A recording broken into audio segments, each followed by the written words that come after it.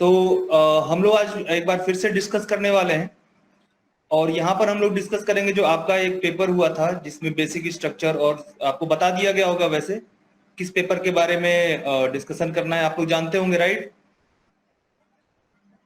एक बार बोलते रहिए आप लोग, थोड़ा सा इंटरेक्टिव क्लास रहे, है ना? Yes sir, yes sir. ठीक है, चलो बढ़िया है। ओम प्रकाश जी, देखो सबसे पहला क्वेश्चन इसमें जो पूछा गया है, basic structure of the constitution पूछा गया है। तो आपको इसके ऊपर एक नोट्स लिखना था और मैं ये देख रहा हूं कि ये क्वेश्चन दो पार्ट में डिवाइड किया गया है, ए और बी पार्ट।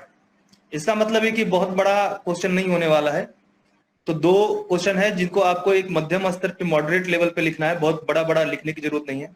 आप लोगों को फोकस करना है जो बेसिक चीजें आपने पढ़ा होगा बेसिक स्ट्रक्चर के बारे में, वहीं पे फोकस करना है। तो देखो बच्चों, जैसे बेसिक स्ट्रक्चर की मैं बात करूं तो हमारे संविधान निर्माताओं ने संविधान में ऐसा कुछ नहीं लिखा है कि बेसिक स्ट्रक्चर क्या होगा, कैसा होगा। ये जो बेसिक स्ट्रक्चर की जो शुरुआत होती है ये केशवानंद भारती केस से माना जाता है, और केशवानंद भारती केस 1973 में हुआ था और उसमें पहली बार बेसिक स्ट्रक्चर का कॉन्सेप्ट आया। अब आप लोग ये एक इसके बैकग्राउंड से शुरू कर सकते हैं। जैसे कि बैकग्राउंड में आप इसको इंट्रोड्यूस कर सकते हैं कि ये कब शुरू हुआ था, और शुरू हुआ था जैसे कि केशवानंद भारती केस से आप इसको बता सकते हैं कि यहाँ पे मामला क्या था, ठीक है ना? आर्टिकल 26 से रिलेटेड मामला था और उस मामले में जजमेंट आया था 13 जजों की बेंच ने 7:6 से ये जजमेंट दिया था कि एक भारत का मूलभूत ढांचा, संविधान का मूलभूत ढांचा होगा। यानी कि पार्लियामेंट संविधान के किसी भी आर्टिकल में किसी भी भाग में पार्लियामेंट चेंज कर सकता है, लेकिन इसके बेसिक स्ट्रक्चर को चेंज नहीं कर सकता। बेसिक स्ट्रक्चर की शुरुआत यहां से होती है। अब इसके कारण क्या था? कारण उसके पीछे आपका संविधान संशोधन थे। जैसे एक आप लोगों ने पढ़ा होगा कि गोलकनाथ केस हुआ था 1967 में, 1967, जिसमें यह कहा गया था कि फंडामेंटल राइट जो है वो अपरिवर्तनीय है। तो उसको लेकर 24वां और 25वां संविधान संशोधन इंदिरा गांधी जी ने करा दिया और उसमें ऐसा कह दिया कि अगर हम डीपीएसपी लागू कराना चाहते हैं तो हम फंडामेंटल राइट्स में चेंज कर सकते हैं, संविधान के किसी भी भाग में चेंज कर सकते हैं। तो उसी सभी बातों को लेकर फाइनली ये जजमेंट आया था। अब जैसे आपने इंट्रोडक्शन दे दिया, केशवानंद भारती केस से स्टार्ट हुआ था, मामला क्या था, थोड़ा सा इंट्रोडक्शन आप बैकग्राउंड का दे दिया आपने। अब चले आते हैं बॉडी पार्ट के ऊपर। इससे आपका एक पार्ट कंप्लीट होता है कि इंट्रोडक्शन में आपको ये पता है कि बेसिक स्ट्रक्चर एक्चुअल में संविधान के अंदर नहीं है बल्कि ये जुडिशरी के द्वारा दिया गया है, ठीक है ना? अब जुडिशरी ने समय समय पर इसके बारे में एक्सप्लेन किया है और अभी भी अगर देखा जाए तो जुडिशरी इसके बारे में कोई प्रिसाइज चीजें नहीं बताती है कि क्या है, लेकिन समय समय पे अलग अलग जजमेंट्स में उसने इसके बारे में बातें की है। जैसे कि मैं एक बात करूं, मिनर्वा मिल्स केस जो हुआ था 1918, इसमें सुप्रीम कोर्ट ने जुडिशियल रिव्यू जो है इसको बेसिक स्ट्रक्चर माना था। उन्होंने, जैसे कि एक संविधान संशोधन हुआ था 42वां संविधान संशोधन, और जिसमें यह कह दिया गया था कि आर्टिकल अगर आप देखेंगे तो उसमें यह कहता है कि जो संविधान संशोधन होगा उसके लिए जुडिशियल रिव्यू नहीं काम करेगा। तो इसको सुप्रीम कोर्ट ने हटाया था और कहा था जुडिशियल रिव्यू इसका बेसिक स्ट्रक्चर है। तो बेसिक स्ट्रक्चर होने के कारण ये जुडिशियल रिव्यू को नहीं समाप्त किया जा सकता, कोर्ट जाना एक आपका अधिकार रहेगा। तो ये आपका एक मान सकते हैं कि एक जगह पे कहा क्या आया, जुडिशियल रिव्यू को माना गया। दूसरा आप केस इसमें बता सकते हैं जैसे कि इंदिरा साहनी केस। इंदिरा साहनी केस आपको याद होगा 1992 में आरक्षण वाला मामला था। उस मामले में सुप्रीम कोर्ट ने एक जजमेंट दिया था, उसमें उन्होंने रूल ऑफ लॉ जो है आर्टिकल 14 के अंतर्गत रूल ऑफ लॉ है, आपको पता है, उस रूल ऑफ लॉ को क्या कहा था कि ये बेसिक स्ट्रक्चर है। इसी तरीके से आपका किहोतो होलानो जो केस था ये 1993 में हुआ था। इसमें उन्होंने फ्री और फेयर इलेक्शन जो होता है इसे बेसिक स्ट्रक्चर का दर्जा दिया था, और साथ में इसमें कई सारे और भी जजमेंट दिए थे जिसमें सोवेरेनिटी, डेमोक्रेसी, रिपब्लिक यानी कि संप्रभुता, लोकतंत्र और आपका गणतंत्र, इसको भी बेसिक स्ट्रक्चर में शामिल किया था। आप एक चीज और ध्यान देंगे कि 2015 में एनएचजेसी लाया गया था, 99वां संविधान संशोधन किया गया था, तो नेशनल जुडिशियल अपॉइंटमेंट कमीशन एक बनाया गया था।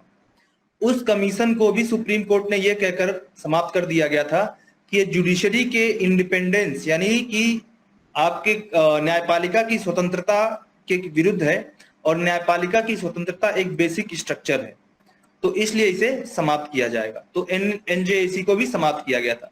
तो इस तरीके से आप इंट्रोडक्शन के बाद बॉडी में ये बता सकते हैं कि आपका बेसिक स्ट्रक्चर किस तरीके से इवॉल्व हुआ है, मूलभूत संरचना किस तरीके से इवॉल्व हुआ। अब आते हैं कि मूलभूत संरचना का फीचर क्या था, इसके गुण और क्या क्या चीजें इसके अंतर्गत आएगी।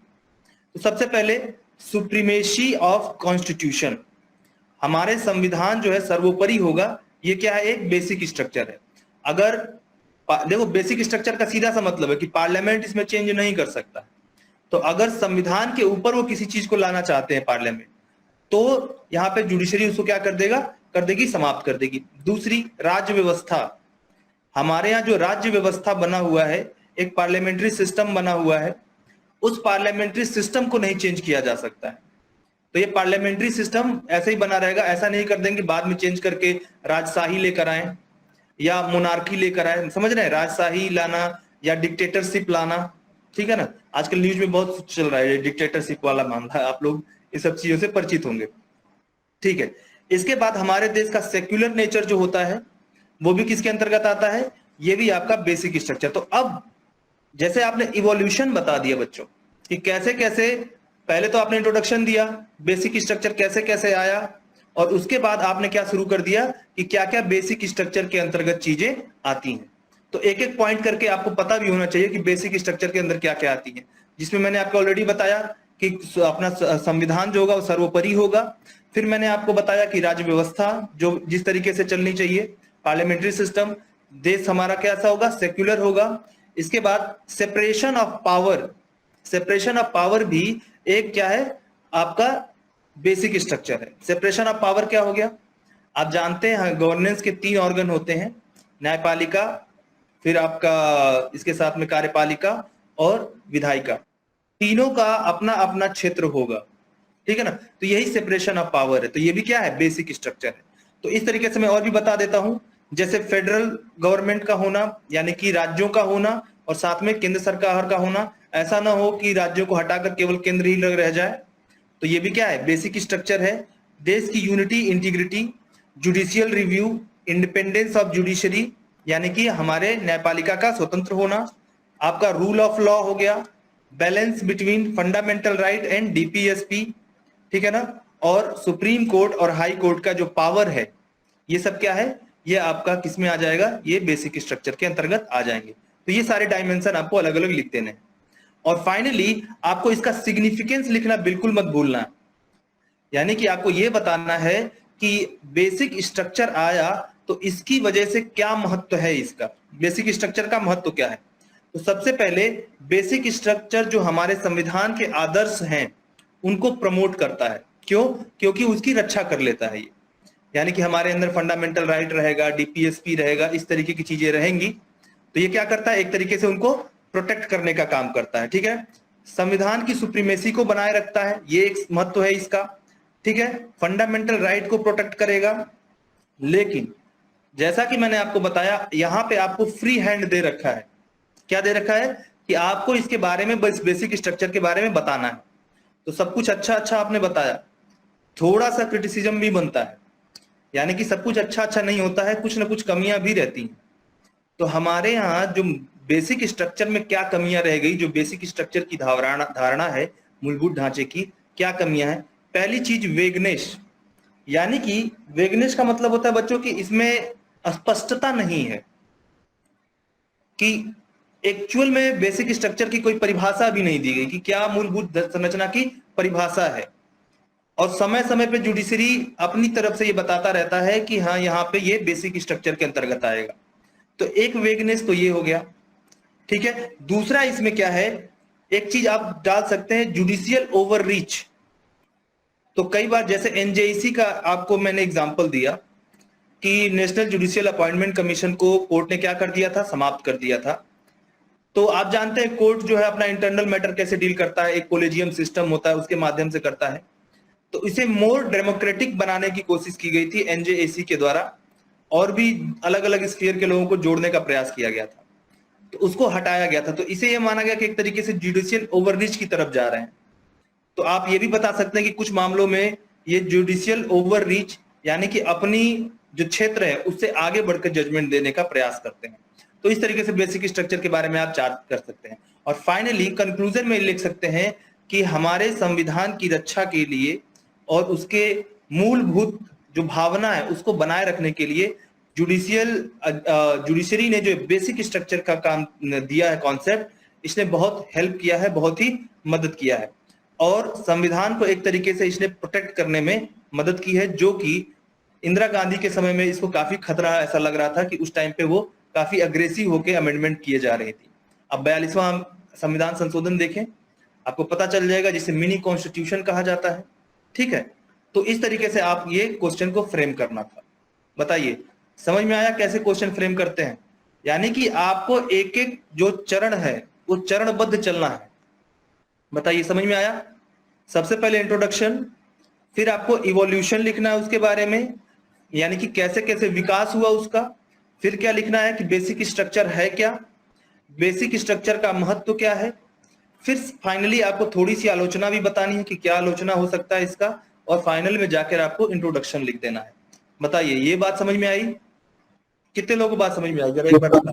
समझ में आई सर। हाँ, अच्छा, इससे आपको आइडिया लग रहा है कि किस तरीके से स्ट्रक्चर बनाया जाता है क्वेश्चन का, अट्रैक्टिव किस तरीके से नजर आएगा, है ना? आपका क्वेश्चन हेडिंग के द्वारा ही चलना चाहिए। जैसे जैसे मैंने स्ट्रक्चर बनाया आपका, अगर इस तरीके से आप स्ट्रक्चर बनाते हैं तो एग्जामिनर को ये लगेगा कि बच्चे ने बड़े क्रमबद्ध तरीके से, अच्छे तरीके से इसको याद किया है।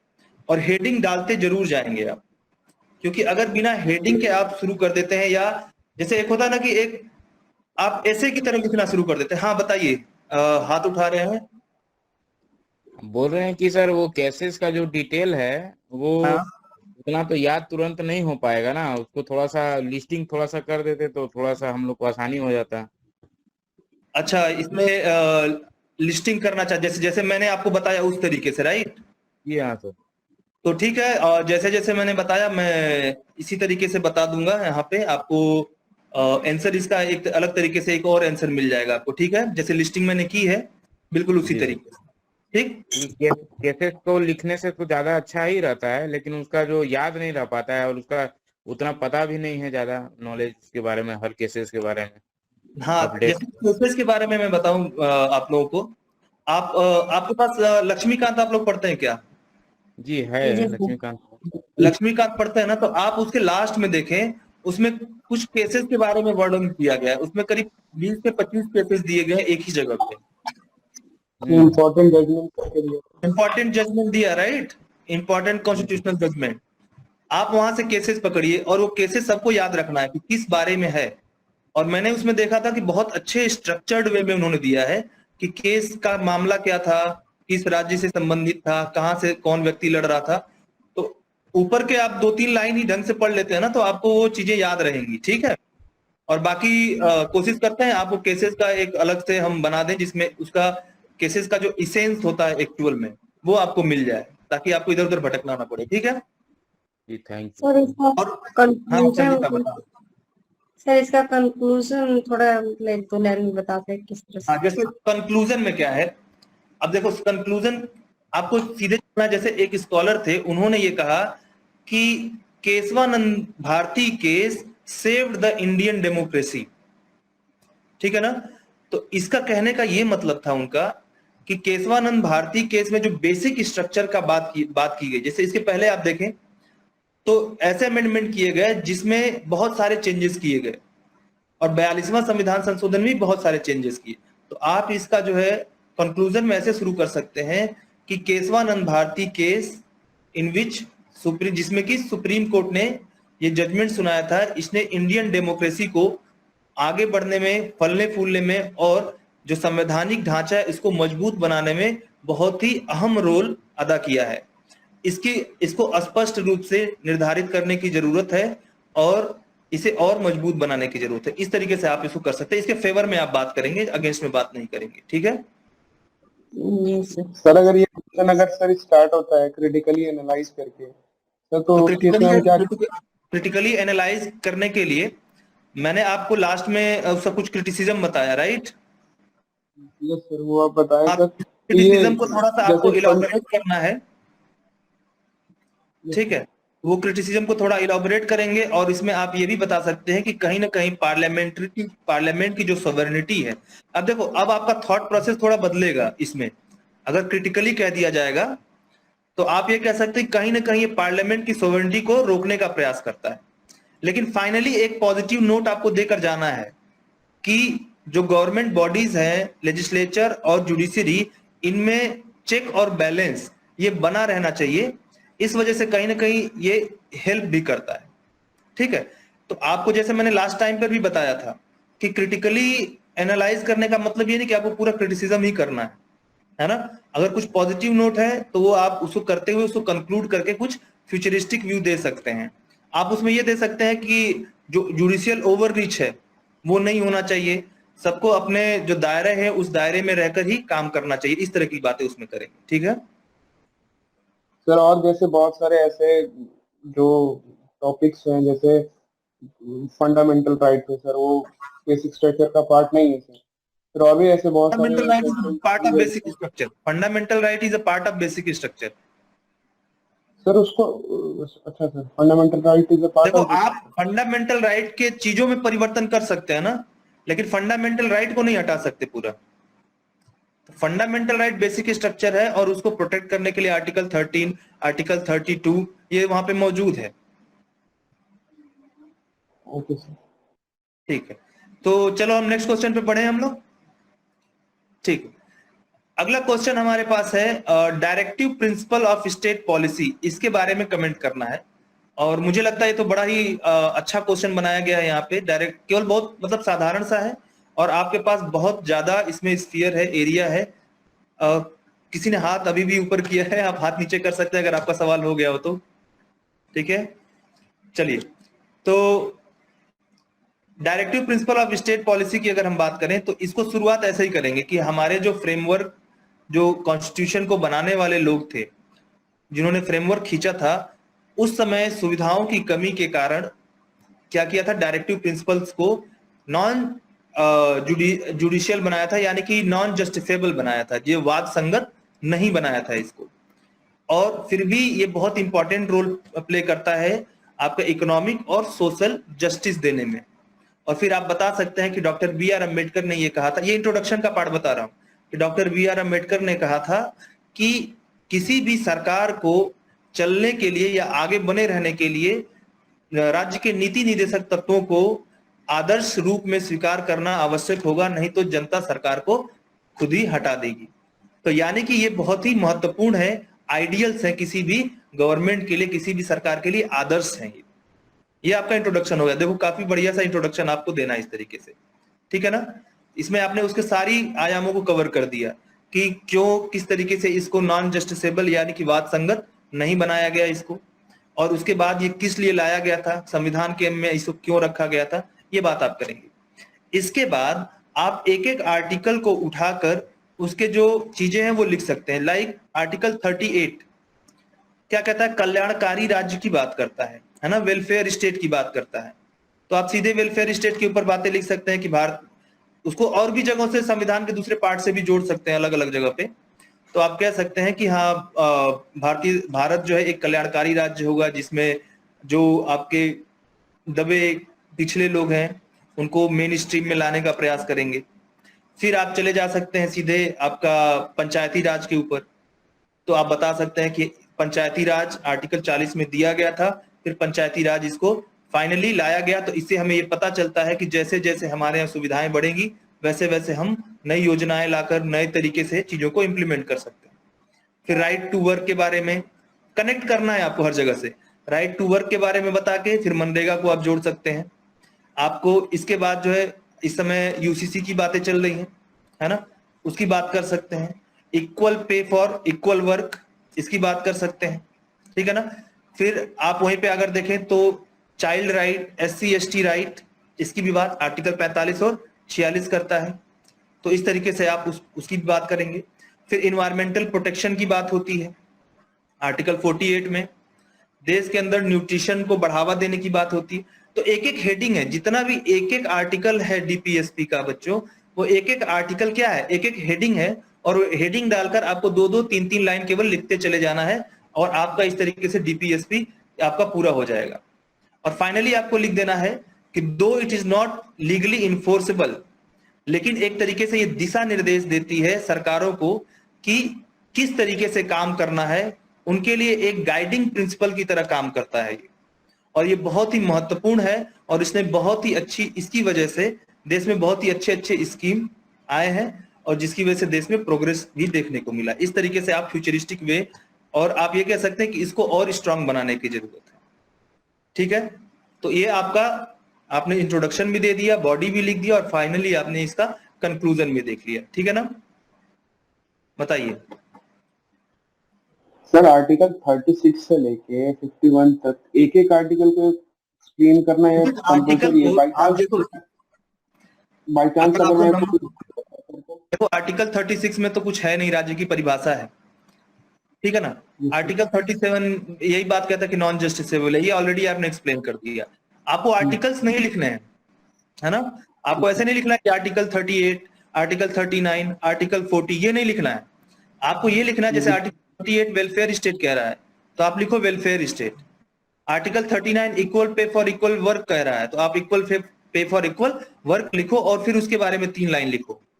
ठीक है, डिनोट नहीं करना सर आर्टिकल लिख के कि आर्टिकल 39 हम लिखने जा रहे हैं, आर्टिकल 40 लिखने जा रहे हैं, ग्राम पंचायत ग्राम सभा से रिलेटेड, ऐसे आर्टिकल 40 लिखना नहीं है। आप आर्टिकल लिख कर देखिए, अगर आप आर्टिकल लिख के करते हैं तो इसमें ऐसा लगता है कि आपने रटा और पूरा आर्टिकल लिख दिया। आप आर्टिकल के अंदर क्या है उसको लिखिए और जब उसको एक्सप्लेन कर रहे हैं तब उसके अंदर आर्टिकल बीच में डाल दीजिए कि इस आर्टिकल में ये बात कही गई है, तो ये आपका ज्यादा अट्रैक्टिव लगेगा। ठीक है सर, और बताया जैसे यूसीसी पे बहुत बात चल रहा है, अभी रिसेंट डेवलपमेंट हुआ सर, उत्तराखंड में गवर्नमेंट इंट्रोड्यूस किया है यूसीसी को, उसको भी हम ऐड कर सकते हैं ना सर? किसको सर आप जैसे भी बताएं कि यूसीसी जैसे अभी चल रहा है, यूसीसी में 44 आर्टिकल सर, तो अभी उत्तराखंड में यूसीसी के बारे में आप ये ऐड कर सकते हैं कि एक डेमोक्रेटिक कंट्री के लिए पूरे देश के अंदर एक जैसा नियम रहना बहुत ही अच्छा है। और देखिए इसमें आपका एग्जामिनर बुरा नहीं मानेगा क्योंकि सुप्रीम कोर्ट खुद ही कहता रहा है बार बार कि यूसीसी कब आएगी। ठीक है, तो आप इसको जो लेकर लिख सकते हैं कि हाँ UCC is essence of time, और हमारे संविधान निर्माताओं ने भी यही सोचकर यूसीसी डाला था कि जैसे जैसे हमारे पास सुविधाएं होंगी, जैसे जैसे एजुकेशन बढ़ेगा, अपने आप जो है यूसीसी जो है आ जाएगा। तो आप यूसीसी के फेवर में बात कर सकते हैं, कोई दिक्कत नहीं है। ठीक है, ओके ग्रेट। तो फिर आगे बढ़े हम लोग। ठीक है, रोल ऑफ कैबिनेट सेक्रेटरी, इसके ऊपर भी नोट लिखना था। तो कैबिनेट सेक्रेटरी यानी कि कैबिनेट जो सचिव होता है, बहुत ही महत्वपूर्ण पद है। अब ये देखो, इसके लिए आपको थोड़ा सा, जैसे आप जैसे पढ़ते हैं इंडियन पॉलिटी, तो इंडियन पॉलिटी में आपको बहुत ज्यादा कैबिनेट सेक्रेटरी के बारे में नहीं बताया जाता है, लेकिन जब पब्लिक एडमिनिस्ट्रेशन वाला पार्ट आप पढ़ते हैं तो वहां पर कैबिनेट सेक्रेटरी के बारे में या आपका चीफ सेक्रेटरी के बारे में, जो कैबिनेट सेक्रेटरी सेंटर में होता है और जो आपका चीफ सेक्रेटरी स्टेट के अंदर होता है, तो इन दोनों के बारे में सवाल पूछा जाता है। तो जैसे आप झारखंड स्पेशल के रूप में अगर पूछना चाहेगा तो वो जो है चीफ सेक्रेटरी के बारे में पूछेगा कि राज्य के में जो होते हैं उनके बारे में बताइए कि उनका कार्य और फंक्शन क्या है। तो इसी तरीके से यहाँ पे कैबिनेट सेक्रेटरी के बारे में पूछा गया है। तो देखा जाए तो गवर्नेंस के लिए गवर्नमेंट का जो ये काम होता है उसके लिए एक तरीके से की स्टोन की तरह कार्य करता है, यानी कि एक तरीके से ये बैकबोन है, आप ये भी कह सकते हैं कि एक तरीके से जो है बैकबोन है वो, उसका बहुत अलग अलग फंक्शन होता है, बहुत अलग अलग रोल वो प्ले करता है। एक तो सबसे बड़ी बात, ये सिविल सर्विसेज में जो आपका बनते हैं उसमें सबसे हाईएस्ट पोस्ट है, आईएएस अधिकारी जो बन के जाते हैं और जो सबसे ऊंचे पोस्ट तक पहुंचते हैं वो कैबिनेट सेक्रेटरी का पोस्ट है। ठीक है ना, अब ये क्या क्या फंक्शन प्ले करता है, क्या क्या रोल प्ले करता है, इसका नॉलेज आपको होना चाहिए। अब इसमें बात करें तो ये प्रधानमंत्री और कैबिनेट के लिए एक तरीके से एडवाइजर का भी काम करता है। सबसे पहला आप कह सकते हैं कि प्रधानमंत्री और कैबिनेट का ये एडवाइजर होता है। तो देश के अंदर ये सारी चीजों पर अपना, इसके पास पूरी टीम होती है, देश के अंदर कहां पर क्या घटनाएं हो रही हैं, किस तरीके से पॉलिसी फॉर्मुलेशन करना है, ये सारी चीजों को एडवाइस करता रहता है। ठीक है ना, इसके बाद गवर्नमेंट की जो पॉलिसी आप डाल सकते हैं कि ये गवर्नमेंट की पॉलिसी को इंप्लीमेंट कराने के लिए की रोल प्ले करता है ना। तो अब की रोल कैसे प्ले करता है, तो जितने भी बाकी के जो सिविल सर्वेंट्स होते हैं, ये सबसे ऊपर इसका पद होता है। तो पॉलिसीज को फ्रेम करना, उसके इम्प्लीमेंटेशन का और इम्प्लीमेंट हुआ कि नहीं, इन सभी चीजों को मॉनिटर करने का भी काम कौन करता है? कैबिनेट सेक्रेटरी के द्वारा किया जाता है। तीसरी चीज आप कह सकते हैं कि ये सिविल सर्विसेज का क्या है? हेड होता है, ठीक है ना। तो आप जानते हैं कि जो सिविल सर्विस बोर्ड है हमारे यहाँ, उसका जो चेयरमैन होता है यही होते हैं। तो ये आपके प्रीलिम्स में भी कई बार सवाल पूछा गया है कि सिविल सर्विस बोर्ड का जो है हेड कौन होता है? तो कैबिनेट सेक्रेटरी होता है, ठीक है ना। तो गवर्नमेंट में ये सबसे ऊंचा पद है। अब इसके बाद आप इसके बारे में थोड़ा बहुत लिख सकते हैं कि सिविल सर्विस का हेड है, तो बाकी जो सिविल सर्वेंट्स हैं उनके ऊपर भी ध्यान रखता है, उनके भी मॉनिटरिंग करता है। फिर है क्राइसिस मैनेजर। तो आप कह सकते हैं कि जैसे आप इसको सीधा प्राइम मिनिस्टर से जोड़िए। Prime minister is chief crisis manager of country. तो प्रधानमंत्री के नीचे ये काम कर रहे हैं कैबिनेट के अंदर, और कैबिनेट के निर्णय से ही होता है सारी चीजें, ठीक है ना। तो कहीं पर भी क्राइसिस होता है तो कैबिनेट सेक्रेटरी उसको कम्युनिकेट करना, उससे संबंधित जो रिसोर्सेज होते हैं, जो जरूरतें होती है वहां के लिए, उनको वहां पर पहुंचाना, वहां का मैनेजमेंट करना, ये सारी जिम्मेदारी कैबिनेट सेक्रेटरी अपने ऊपर लेता है और कैबिनेट सेक्रेटरी के द्वारा ये किया जाता है। इसके अलावा आप देखा जाए तो अलग अलग आप लिख सकते हैं कि रिप्रेजेंटेटिव ऑफ गवर्नमेंट। तो अलग अलग प्लेटफॉर्म पे जब सरकार का रिप्रेजेंटेशन किया जाता है तो उस रिप्रेजेंटेशन में कैबिनेट सेक्रेटरी वहां पे मौजूद रहता है और सरकार की तरफ से अपनी बात को रखता है, ठीक। इसके अलावा बजट का जो निर्माण होता है, तो बजट के निर्माण के समय भी ये अहम रोल प्ले करता है, ठीक है। तो बजट में किस तरीके से फॉर्मुलेशन होना चाहिए, किस तरीके से बजट गवर्नमेंट पॉलिसीज के अनुसार होना चाहिए, इस तरीके की सारे एडवाइस इसके द्वारा दिया जाता है। साथ में कॉन्स्टिट्यूशनल वैल्यूज का आप कह सकते हैं कि ये गार्डियन भी है। ये सारे हेडिंग्स बता रहा हूं आपको। और कॉन्स्टिट्यूशन देखो, इस तरीके से आप अपनी तरह से क्या कर सकते हैं? हेडिंग्स फ्रेम कर सकते हैं अगर आप कैबिनेट सेक्रेटरी के बारे में कुछ पढ़े हैं तो, ठीक है। तो रिप्रेजेंटेटिव ऑफ गवर्नमेंट तो है, लेकिन बजट के निर्माण के समय इनका रोल, तो बजट का तो फंक्शन अलग है ना। ठीक तो है, मान लीजिए लास्ट में देख सकते हैं, केवल उसको इवेलुएट कर सकते हैं, लेकिन बजट फंक्शनरी में तो नहीं है ये। नहीं फंक्शनरी में नहीं है। तो मैंने क्या बताया, बजट के लिए ये पॉलिसीज जो सरकार की होती हैं उस हिसाब से बजट का निर्माण हो, इसके लिए एडवाइस देते हैं कि एक्सपेंडिचर कहाँ किस तरीके से डाइवर्ट होना चाहिए। ये सीधे देखो कैबिनेट के बिल्कुल जब भी देखो, एक चीज आपको मैं बताऊं कैसे फंक्शन होता है। कैबिनेट जब शुरू की जाती है, कैबिनेट की मीटिंग, तो वहां पे जो उसका एजेंडा तैयार करने वाला जो व्यक्ति होता है, एजेंडा तय करने वाला व्यक्ति, वो यही होते हैं कैबिनेट सेक्रेटरी। यही शुरू करते हैं कि एजेंडा क्या है, मीटिंग क्यों बुलाई गई है, और उसके बाद उस पूरे एजेंडे का प्रिपरेशन करना। ये सारा काम इनका होता है। क्या क्या उसमें बात हुई सबका रिकॉर्ड रखना, क्या फैसले लिए गए उसका रिकॉर्ड रखना, और इनका जो इनपुट होता है वहां पे जो बातें ये अपनी बताते हैं कैबिनेट को कि हमें ऐसे करना चाहिए, उसका बड़ा महत्व होता है। तो बजट के बारे, बजट भी कहां से निकलता है? प्रधानमंत्री से के हाथ से ही निकलता है और कैबिनेट के हाथ से ही निकलता है। तो इनका रोल वहां पे कहाँ खर्च होना चाहिए, बजट किस तरीके से फॉर्मुलेट होना चाहिए, किसको कितना अलॉटमेंट होना चाहिए, इनका जो इनपुट होता है ये बड़ा वहां पे महत्व रखता है। ठीक है, समझ में आई बात? हाँ ठीक। ठीक है। इसके बाद हमारे देश के अंदर जो स्ट्रेटेजिक प्लानिंग होती है, पॉलिसी की प्लानिंग होती है, उन पॉलिसीज की प्लानिंग में ये महत्वपूर्ण रोल करते हैं। आप कह सकते हैं, जैसे मैंने अभी आपको बताया कि कैबिनेट की मीटिंग में अहम रोल प्ले करते हैं ये, उसका एजेंडा तय करना, पूरा लेखा जोखा रखना, ये सारी चीजों का निर्माण कैबिनेट सेक्रेटरी के द्वारा हो सकता है। और फाइनली आप इसको कंक्लूजन में लिख सकते हैं कि it is the key post in the Indian civil services, जिसको जितने भी सिविल सर्वेंट हैं ये अचीव करना चाहते हैं। ये गवर्नमेंट से डायरेक्ट जो सरकार होती है सीधे उससे संपर्क में रहते हैं, और इनके एडवाइस और इनका जो रोल होता है ये बहुत ही अहम होता है सरकार को चलाने में। तो ये आप इसको कंक्लूजन करके आप इसको कर सकते हैं। आप इसमें नेशनल यूनिटी इंटीग्रिटी के लिए बहुत इंपॉर्टेंट है, क्योंकि सिविल सर्विसेज बोर्ड का ये क्या होता है, हेड होता है। तो उनको बार बार रिप्रेजेंटेशन में अपनी बातें रखता रहता है कि ये देश की यूनिटी इंटीग्रिटी को अच्छा बनाए रखना है, ये सब बातें करना। एक तरीके से आप कह सकते हैं ना, प्रधानमंत्री के बारे में जो अच्छी अच्छी बातें करते हैं उसका ये छोटा मतलब उनका सलाहकार है, तो उनके लिए थोड़ा सा करके उसी तरीके से इनका भी आंसर फ्रेम कर सकते हैं आप। ठीक है। सर अगर सेम क्वेश्चन स्टेट के उसमें पूछेगा तो फिर तो इसमें चीफ सेक्रेटरी के बारे में पूछेगा तो सेम रोल उनका भी होगा सर। हाँ सेम रोल है, वैसे ही है। ठीक है ना, चीफ सेक्रेटरी का भी ऐसे ही सेम रोल है जो चीफ मिनिस्टर के अंतर्गत काम करते हैं। ठीक है, चलो अब हम लोग नेक्स्ट क्वेश्चन की तरफ बढ़ते हैं। Differentiate public and private administration. एक मिनट रुक जाइए।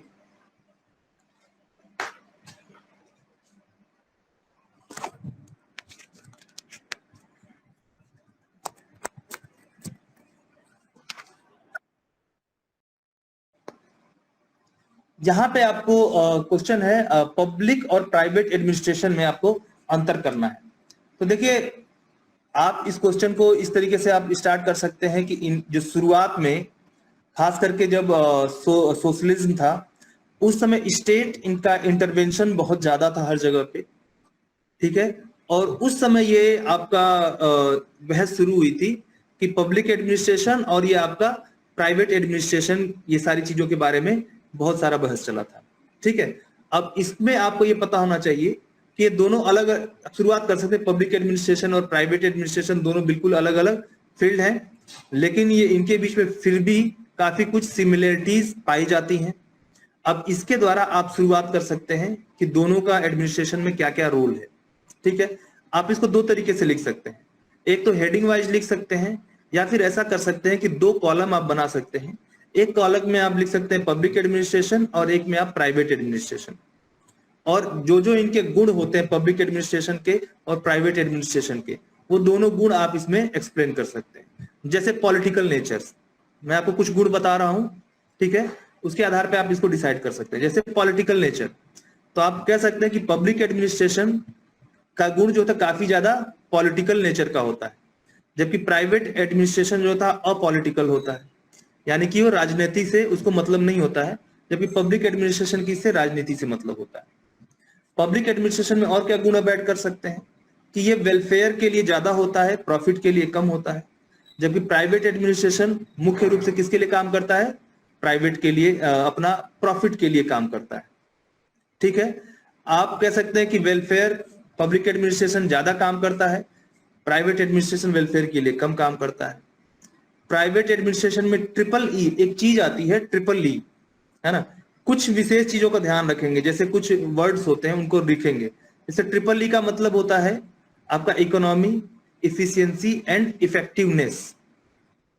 तो ये तीनों चीजें किसमें ज्यादा रहेंगी, इकोनॉमी, इफेक्टिवनेस और इफिशियंसी, ये प्राइवेट एडमिनिस्ट्रेशन में ज्यादा होती है, पब्लिक एडमिनिस्ट्रेशन में इनकी कमी होती है ना, क्योंकि पब्लिक एडमिनिस्ट्रेशन ज्यादा, अब दूसरा पॉइंट लिख सकते हैं, public administration is more rule bound, यानी कि नियमों कानूनों क्या बताया सर, इकोनॉमिक इफिशियंसी और इकोनॉमी, इफिशियंसी एंड इफेक्टिवनेस।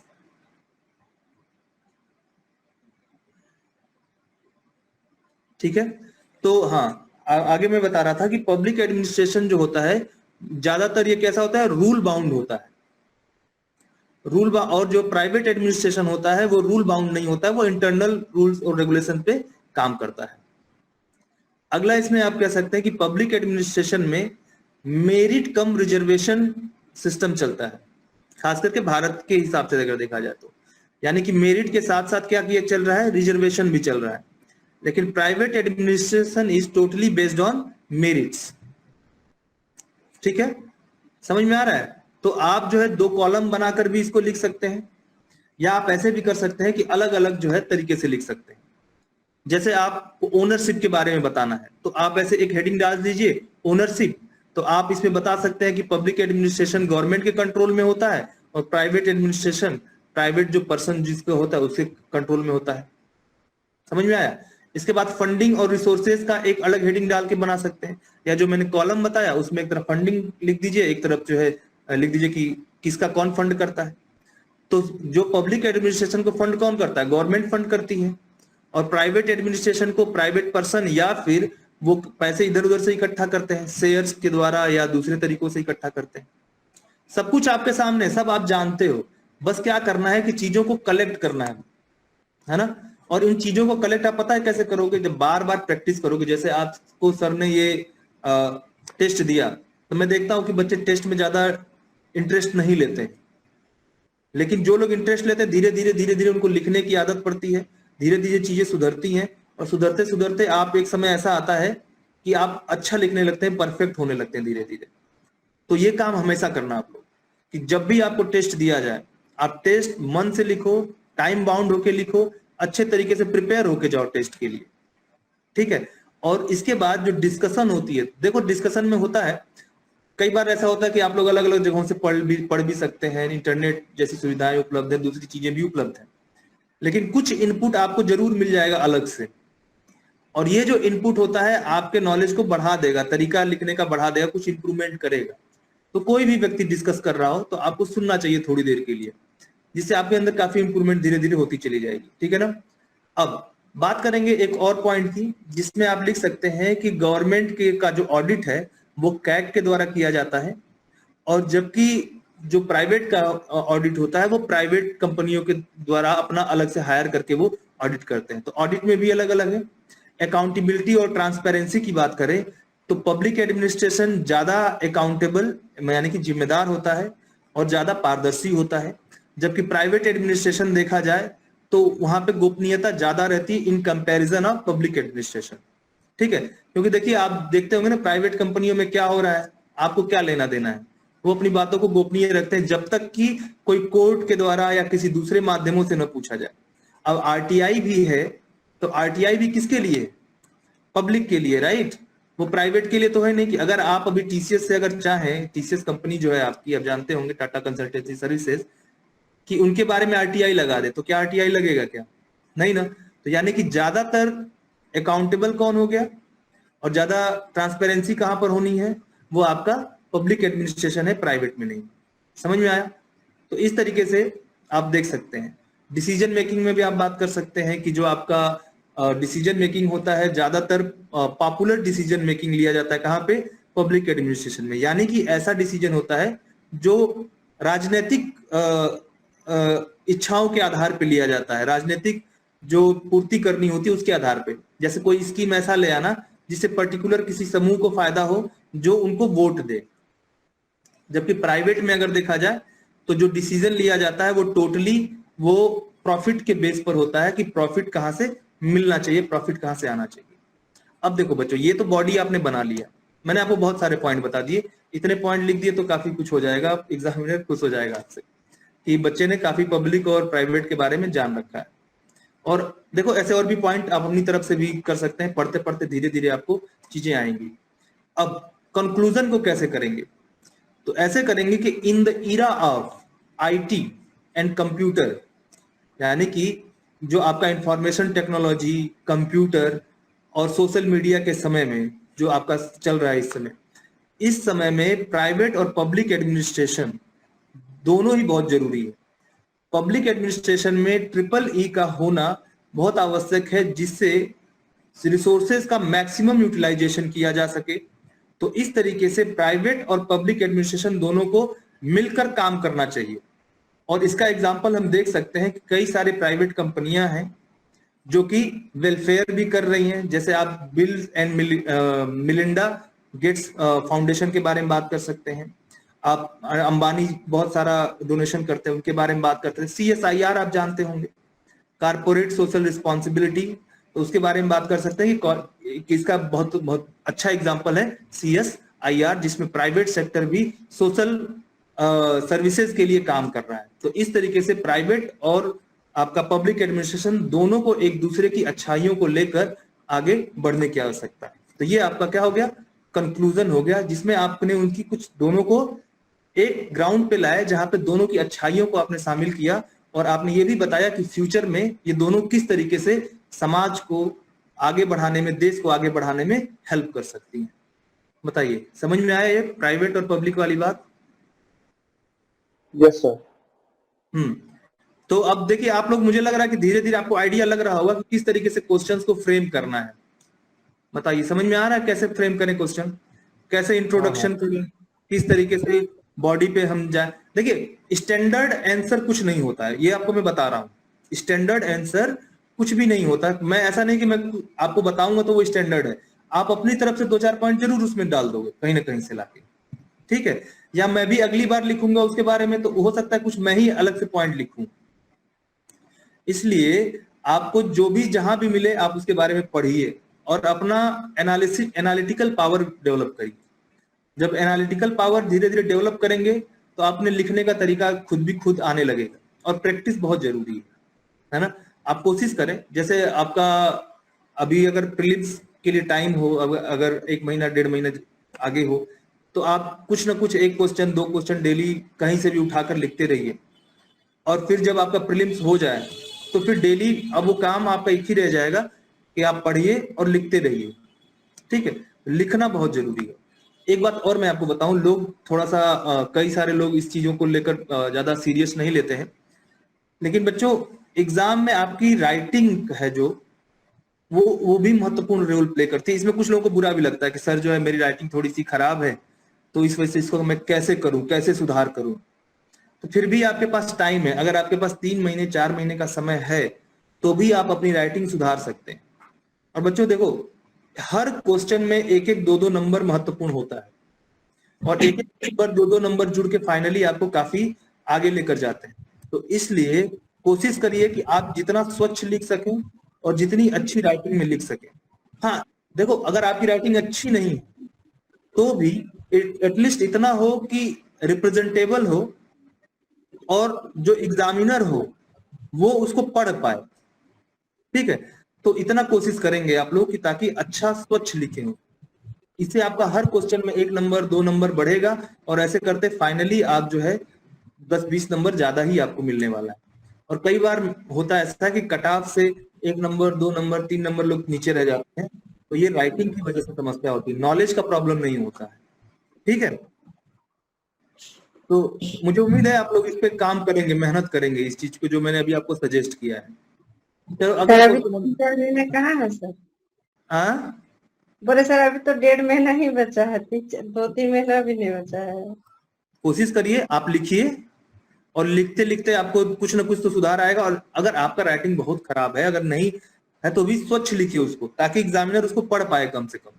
जब वो पढ़ ही नहीं पाएगा अच्छे तरीके से तो फिर वो ऐसे वैसे नंबर देके निकल जाएगा, क्या मतलब निकलेगा, ठीक है ना। तो क्योंकि देखो वो भी तो है तो इंसान ही, और इंसान को जो है अच्छा साफ सुथरा लिखा हुआ चीजें अच्छी पसंद आती है। आप वहां पे अंडरलाइन करिए आप, ठीक है, ये आपको करना होगा, ठीक है। इसमें आपको इंप्रूवमेंट लाना पड़ेगा क्योंकि अगर 1-2 नंबर ज्यादा लाने हैं तो ये करना चाहिए आपको, ठीक है। अगला क्वेश्चन देखते हैं, why the Indian parliament bicameral. तो भारत का संसद जो है ये द्विसदनीय क्यों है? Discuss the role of Rajya Sabha in strengthening the fundamentals of our parliamentary democracy.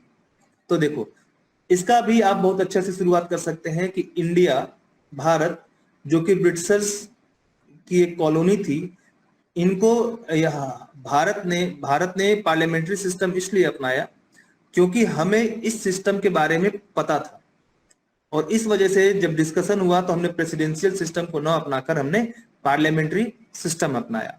और पार्लियामेंट्री सिस्टम में भी, संसदीय प्रणाली में भी, हमने द्विसदनीय प्रणाली को चुना। अब द्विसदनीय प्रणाली को चुनने के क्या क्या फायदे हुए ये आपको पहले गिनाना होगा, ठीक है ना। अब इसमें क्या क्या गिना सकते हैं आप, जैसे कि आप कह सकते हैं कि इसमें representation of people with representation of state, यानी राज्यों के साथ साथ में लोगों का भी प्रतिनिधित्व। तो लोकसभा क्या करता है? लोकसभा रिप्रेजेंटेटिव ऑफ पीपल है, यानी कि जो लोग हैं उनका ये रिप्रेजेंटेशन करती है लोकसभा, क्योंकि लोकसभा का भी इलेक्शन भी चल रहा है, आप जानते हैं।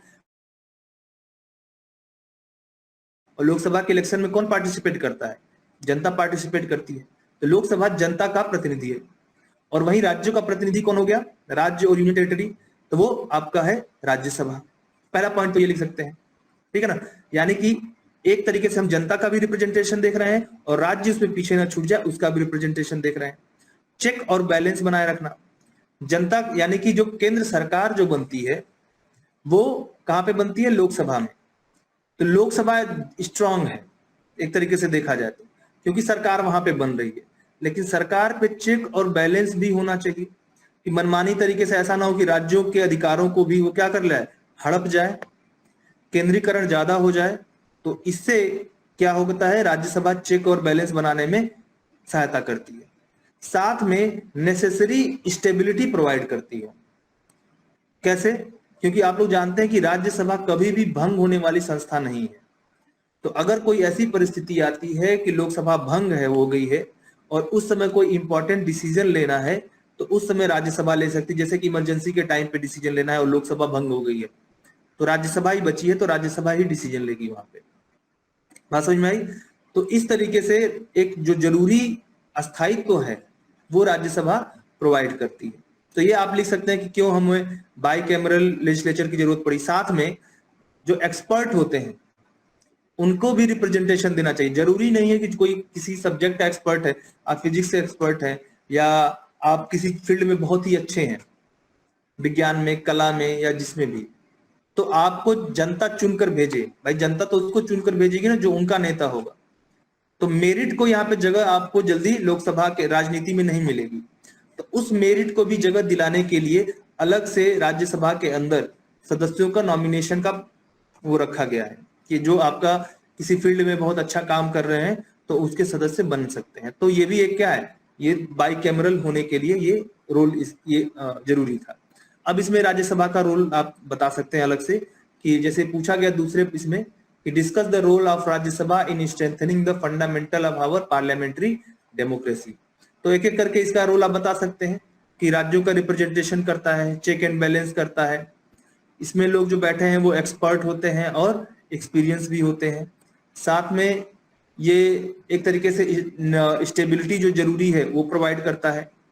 माइनॉरिटीज का भी रिप्रेजेंटेशन है, जैसे कि जो लोग चुनकर नहीं जा पाते हैं उनको अलग तरीके से राज्यों के द्वारा चुनकर भेजा जा सकता है। भाई जनता ज्यादातर आप देखेंगे तो हमारे देश में जो चुनाव होता है वो मेजोरिटी के बेस पर ही होता है। आप देखते हैं कि अलग अलग धर्म के, जाति के आधार पे और अलग अलग समुदायों के आधार पे वोटिंग होती है। तो ये एक तरीके से मेजोरिटी। माइनॉरिटीज का रिप्रेजेंटेशन कैसे है सर इसमें? हाँ यही बता रहा था मैं। माइनॉरिटीज का मतलब ये नहीं है कि यहाँ पे धार्मिक माइनॉरिटी या भाषाई माइनॉरिटी की बात हो रही है केवल, ठीक है ना। माइनॉरिटी का मतलब यहाँ पर है कि जो लोग वहां पर नहीं जा पा रहे हैं, जिनकी संख्या कम है, वो लोग का रिप्रेजेंटेशन। जैसे मान लीजिए कि माइनॉरिटी को जैसे आप कोई इलेक्शन लड़ने के लिए जाता है ना, तो इलेक्शन लड़ने के लिए अगर जाएगा तो उसे किसकी जरूरत पड़ेगी, उसकी जनसंख्या के ज्यादा लोग जो होते हैं वो वोट करते हैं उसको। हमारे देश के अंदर ऐसा ही बना हुआ है, आप चाहे इसको कोई अच्छा माने या बुरा माने, लेकिन ऐसा ही है कि हमारे यहाँ धर्म के आधार पर, जाति के आधार पर इस तरीके से वोट दिया जाता है। तो क्या है, एक तरीके से मेजॉरिटी जिसकी होगी वो चुनकर जाता है, लेकिन राज्यसभा में जनता वोट नहीं देती है, जनता के प्रतिनिधि वोट देते हैं। तो यहाँ पे माइनॉरिटीज का जो रिप्रेजेंटेशन के पहुंचने का चांस ज्यादा होता है। और माइनॉरिटी अलग अलग फील्ड के आधार पर भी हो सकते हैं। हमारे हालांकि भारत देश के अंदर रिकॉग्नाइज 2 आधार पे किया जाता है, भाषा के आधार पर और धर्म के आधार पर किया जाता है। लेकिन यहाँ इसेंस उसका ये नहीं है कि भाषा और धर्म। वहां पे माइनॉरिटी का मतलब है कि अलग अलग समुदाय के लोगों को यहाँ पे भेजा जाए और पॉलिसी मेकिंग में उनको रिप्रेजेंटेशन मिले, ठीक है ना। इसके अलावा आप इसमें कह सकते हैं revision and review. Revision and review कैसे, कि जैसे लोकसभा कोई बिल पास करना चाहती है तो और वो राज्यों के हित में नहीं है, तो राज्यसभा क्या करती है, कई बार ऐसे बिल को वो पेंडिंग कर देती है, रोक लेती है। आप देखते हो कई बार लोकसभा में बिल पास हुआ, राज्यसभा में बिल नहीं पास हुआ। तो एक तरीके से चेक और बैलेंस यहाँ पर भी बनाने का काम करती है, रिव्यू करने का काम करती है, ठीक है ना। डिफरेंसेस को रिजॉल्व करने का भी कई जगह पे ये रोल होता है, जैसे ज्वाइंट सिटिंग की व्यवस्था भी की गई है कि जहाँ पे लोकसभा और राज्यसभा के बीच में अगर मतभेद हो जाता है और 6 महीने से ज्यादा कोई बिल राज्यसभा में पेंडिंग रहता है, तो ऐसी स्थिति में आपका ज्वाइंट सिटिंग भी बुलाई जाती है। इस बात से आपको पता होगा। तो आप लिख सकते हैं कि हाँ, रिजोल्यूशन के लिए ये व्यवस्था बनाई गई है।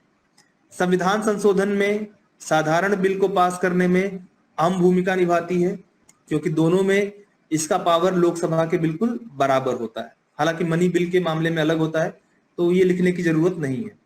ठीक है, इस तरीके से देखा जाए और साथ में डिबेट और डिस्कशन के द्वारा सामाजिक मुद्दों को उठाना, सरकार के, हालांकि बजट के ऊपर ये वोट नहीं दे सकते, लेकिन बजट के ऊपर डिस्कशन करने का है, तो बजट के ऊपर ये डिस्कस करके एक तरीके से जो मुद्दे हैं, फाइनेंशियल मुद्दे, उनके ऊपर भी ये आवाज उठा सकते हैं। साथ में फेडरल स्ट्रक्चर हमारा जो है उसको प्रोटेक्ट करते हैं, क्योंकि ये राज्यों को रिप्रेजेंट करने का काम करते हैं। ठीक है ना, इस तरीके से ये कोऑपरेटिव फेडरलिज्म को बढ़ाने का काम करते हैं। अब इसके कुछ 2 चीजें आपको जरूर लिखना है इसके राज्यसभा के रोल में, क्योंकि इसका स्पेशल पावर आता है राज्यसभा का। इसमें आप कह सकते हैं ऑल इंडिया सर्विसेज का जब निर्माण करना होता है, तो ऑल इंडिया सर्विसेज का जो निर्माण होता है वो किसके द्वारा शुरू किया जाता है, तो राज्यसभा ही शुरू करता है, वही इनिशिएटिव लेता है। ठीक है, और दूसरा, अगर राष्ट्रीय हित में राज्य के विषय में अगर कोई नियम बनाना हो, तो राज्यसभा ही 2/3 बहुमत से बिल पास करके ये इसकी इनिशिएटिव लेता है, इसकी शुरुआत करता है। तो ये 2 चीजें आपको जरूर लिखना है उसमें, क्योंकि ये राज्यसभा को क्या मिला है, स्पेशल पावर है, जो लोकसभा के पास नहीं है इस तरीके का। ठीक, और फाइनली आप इसमें कंक्लूजन में लिख सकते हैं कि राज्यसभा और लोकसभा एक दूसरे के साथ काम करते हैं, उन्होंने बहुत अच्छा काम किया है।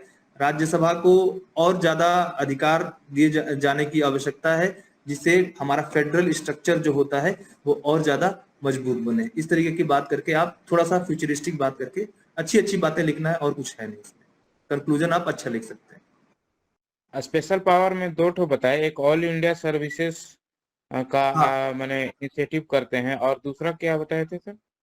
राष्ट्रीय हित में, नेशनल इंटरेस्ट में, अगर राज्य के विषय में अगर नियम बनाना होता है, तो उसमें इसका शुरुआत जो होता है राज्यसभा ही कर सकता है।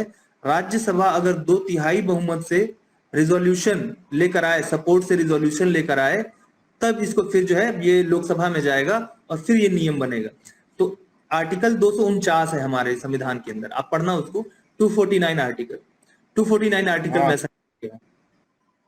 ठीक है, तो इसको आप 249 आर्टिकल को भी कोट कर सकते हैं, और इस जो बात मैंने बताया वो भी बता सकते हैं। सर, बताइए। किस अनुच्छेद में है लोक सेवा का उत्पादन कर सकता है कोई भी लोक सेवा का राज्यसभा? राज्यसभा का देखो, Lok Sabha all India services article आपका 312 में दिया गया है। अब एग्जैक्टली मुझे ये चीज नहीं आ रहा है, याद आ रहा है कि किस आर्टिकल में ये बात कही गई है, लेकिन ये बात है। ठीक है ना, तो इसको देख लेना, आप लिख दोगे इतना तो भी आपका काम चल जाएगा, जो चीज मैंने बताया कि स्पेशल पावर है इसके पास में। ठीक है, चलो नेक्स्ट क्वेश्चन की तरफ बढ़े हम लोग। अगला सवाल है, while the national political parties in India favor centralization, the regional party are in favor of state autonomy. Discuss. अब देखो, ऐसे जो सवाल होते हैं, इस तरीके के सवालों को आप तभी लगा सकते हैं क्योंकि जब आपने सेंट्रल स्टेट रिलेशन अच्छे से पढ़ा है। ठीक है, क्योंकि इसमें साफ साफ कह रहा है पॉलिटिकल पार्टी जो होती है, नेशनल पॉलिटिकल पार्टी, वो किसका, सेंट्रलाइजेशन का फेवर करती हैं, जबकि रीजनल जो पार्टीज हैं वो किसकी, स्टेट ऑटोनॉमी की फेवर करती हैं। यानी कि केंद्र, एक तरीके से केंद्र सरकार की बात हो जाती है और राज्य सरकार की बात हो जाती है। तो इस वजह से आपको सेंट्रल और स्टेट, ये दोनों का आपको पता होना चाहिए रिलेशन के बारे में। और आप अब इसकी शुरुआत कर सकते हैं कि पार्टीज लाइक बीजेपी और इंडियन नेशनल कांग्रेस, ये ज्यादा सेंट्रलाइजेशन की तरफ फोकस करती हैं, और जबकि रीजनल पार्टी का नाम लिख सकते हैं आप, जैसे झारखंड मुक्ति मोर्चा हो गया आपका, टीएमसी हो गया, उत्तर प्रदेश में आपका समाजवादी पार्टी है या बीएसपी है, और इस तरीके से डीएमके, एआईडीएमके जो तमिलनाडु के अंदर है। बहुत सारी पार्टियों का नाम आप लोग याद करके रखे होंगे, मुझे पता है। ठीक है, तो आप बता सकते हैं कि ये सारी पार्टियां क्या करती हैं, ये अपना जो लोकल हित है उसको देखते हुए ये स्टेट ऑटोनॉमी की बात करते हैं। अब बच्चों, अब देखो, ए से सवाल जो है, इसको आप अच्छा क्वेश्चन, इसको किस तरीके से फ्रेम करेंगे। तो जब आप सेंटर स्टेट रिलेशन पढ़ेंगे आप, तो वहां पे इससे संबंध में कुछ कमिटीज बनाई गई हैं, है ना। इन कमिटीज को आपको यहाँ पे ध्यान से देखना है। जैसे कि मैं आपको बताऊं, इसमें कुछ कमिटीज हैं जहाँ पे मैं राजा मन्नार कमेटी की आप बात कर सकते हैं, इसमें आप सरकारिया कमेटी की बात कर सकते हैं, और सब सरकारिया कमीशन था, पुंछी कमीशन की बात कर सकते हैं आप, तो इनकी बात कर सकते हैं और इनके कुछ रिकमेंडेशंस की बात आप यहाँ पे कर सकते हैं। जैसे कि राजा मन्नार जो बनाया गया था तमिलनाडु के अंदर, इन्होंने ये कहा था कि जो ऑल इंडिया सर्विसेज हैं इनको समाप्त कर देना चाहिए, क्योंकि इनका ये कहना था कि ऑल इंडिया सर्विसेज जो है ये रिक्रूट तो की जाती है केंद्र के द्वारा और काम करती हैं आके राज्यों में। जानते हैं ना ऑल इंडिया सर्विसेज का क्या होता है? All India services, central services क्या होती है? देखो, all India services recruitment UPSC करती है, काम लेकिन राज्य के अधीन करते हैं, और सेंट्रल सर्विसेज रिक्रूटमेंट यूपीएससी ही करती है और काम भी सेंट्रल गवर्नमेंट के अधीन करते हैं। तो उन्होंने यही कहा कि ऑल इंडिया सर्विसेज को खत्म कर देना चाहिए। तो आप ये बात कर सकते हैं कि राजा मन्नार ने ऐसा कहा था यहाँ पे, लेकिन फिर आप ये भी बात करेंगे आप कि सरदार पटेल ने कहा था कि ये स्टील फ्रेम ऑफ इंडिया है ऑल इंडिया सर्विसेज।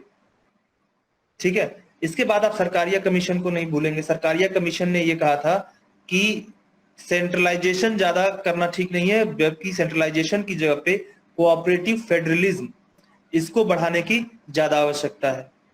तो इस तरीके से आप कुछ कमिटी या कमीशन का जो नाम लेकर जब आप आगे बढ़ते हैं अपने, जैसे आपने बॉडी की शुरुआत करी और वहीं पे कुछ कमीशन 2-3 लिख दिया शुरू में, या कमिटीज जो बनी है उनको लिख दिया, तो एग्जामिनर के दिमाग में ये बात आ जाती है कि बच्चे ने ये सारी चीजें पढ़ी हैं, इसको याद है कि ये कमीशन बनाया गया था, ये कमेटी बनाई गई थी, इनमें जो है क्या क्या बातें करी गई हैं। तो ये आपको जरूर ध्यान रखना है, ठीक है ना।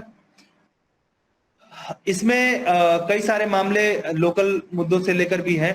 जैसे कई बार होता है कि सेंट्रल राज्य, कई सारे राज्य ऐसे होते हैं जो देश हित में न बात करके अपने लोकल हितों की बात ज्यादा करते हैं, और इसकी वजह से क्या होता है, कई बार सेपरेटिज्म जैसी भी समस्याएं आती हैं। ठीक है, जैसे कि जम्मू एंड कश्मीर की बात आप कर सकते हैं कि वहां पे सेपरेटिज्म की बात, कई बार तमिलनाडु के अंदर इस तरह के सेपरेटिज्म के जैसे डीएमके वगैरह ने चलाया था, तो इसकी भी बात आप वहां पे कर सकते हैं। तो इसमें आपको दोनों में थोड़ा सा बैलेंस बना के रखना है कि आप कह सकते हैं कि जैसे हेडिंग आपने डाल दिया कि सेंट्रल जो पार्टीज हैं वो क्यों सेंट्रलाइजेशन चाहती हैं, तो इसमें नेशनल मुद्दे आप डालेंगे, उसमें आप देश का यूनिटी इंटीग्रिटी की बात डालेंगे। ठीक है, और आप जब स्टेट वाली बात आएगी तो स्टेट वाले में डालेंगे कि इसकी वजह से वो चाहते हैं कि उनके रीजनल मुद्दे ज्यादा उठें, कई बार सेपरेटिज्म को भी बढ़ावा मिल जाता है। तो आप चेक एंड बैलेंस दोनों में बनाकर फाइनली कंक्लूजन में आप जो आपका सरकारिया कमीशन है, सरकारिया कमीशन का रिकमेंडेशन आप सीधे आपको झोंक देना है कि कोऑपरेटिव फेडरलिज्म जो है वो बहुत जरूरी है। जो भारत क्योंकि एक संघीय राज्य है, तो संघीय राज्य में जब जैसे बोलते हैं डबल इंजन की सरकार, तो जब यानी केंद्र और राज्य दोनों एक साथ समन्वय बनाकर कोऑपरेशन कर कर आगे बढ़ेंगे तो डेवलपमेंट ज्यादा होगा, विकास ज्यादा होगा। ठीक है ना, तो इस तरीके से आप इसको बनाएंगे। चलो नेक्स्ट क्वेश्चन हम देखते हैं इसमें। The emergence of regional party brings local issue into the main stream political discourse, यानी कि इसका हिंदी में आपको बताता हूं, हिंदी है इसका।